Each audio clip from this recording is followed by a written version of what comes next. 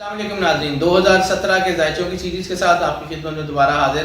اب ہم بات کریں گے عراق کی۔ عراق کے حالات جو کہ بہت عرصے سے خراب ہیں، تو 2017 میں بھی بظاہر جو کنجکشنز بن رہی ہیں، جو نمبر ہے 2017 کا، تو وہ حالات کو ٹھیک ہونے کی طرف اشارہ نہیں کر رہا۔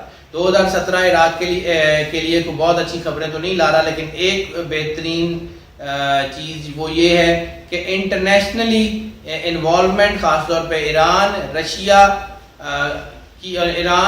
اور جرمنی کی انوالومنٹ اس میں نظر آ رہی ہے، جس کی وجہ سے عراق کے حالات بہتر ہوں گے۔ باہر سے مالی اور حربی امداد ملنے سے، یعنی میٹیریلسٹک سپورٹ اور مانیٹریلی سپورٹ اور ویپنری کی سپورٹ ملنے سے عراق میں دہشت گردی پہ کسی حد تک قابو پایا جا سکتا ہے، اور عراق کے بہت سارے علاقے جو ہیں وہ دہشت گردوں کے کنٹرول سے، تکفیری طاقتوں سے یا یہ داعش اور القاعدہ وغیرہ سے خالی کروائے جا سکتے ہیں، لیکن مکمل کنٹرول حکومت کی ریٹ وہ بھی 2017 میں ممکن نہیں ہے۔ 2018 یا 19 میں یہ پاسبلٹی ہوگی۔ دہشت گردی کی جنگ کم تو ہو جائے گی، مگر مکمل طور پہ ختم نہیں ہوگی۔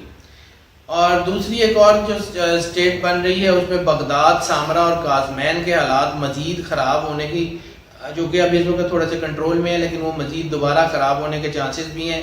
اقتصادی طور پہ عراق ویسے ہی پہلے ایران عراق جنگ کی وجہ سے، اس کے بعد امریکن انویژن اور اس کے بعد بہت سارے جو ہے وہ چیزوں کی وجہ سے عراق بہت نیچے ویسے ہی آ چکا ہوا ہے، تو عراق کو ابھی اسٹیبلٹی کی طرف آتے ہوئے بہت ٹائم لگے گا۔ حکومت کا کنٹرول تو جو ہے وہ مکمل عراق کے اوپر ابھی بھی نہیں ہے، اور حکومت کا کنٹرول مکمل عراق پہ ابھی آنے کے 2-2.5 سال تک چانسز بھی نہیں ہیں، لیکن یہ ہے کہ تھوڑی بہت اسٹیبلٹی ضرور آئے گی۔ 2017 کچھ اچھی چیزیں تو لے کے ضرور آ رہا ہے، لیکن مکمل اچھی چیزیں شاید ابھی عراق کے لیے پاسبل نہیں ہے، اس میں کچھ ٹائم لگے گا۔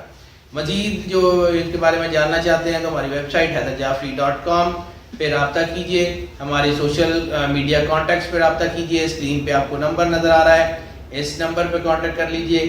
اللہ آپ کا حامی و ناصر ہو۔ اللہ حافظ۔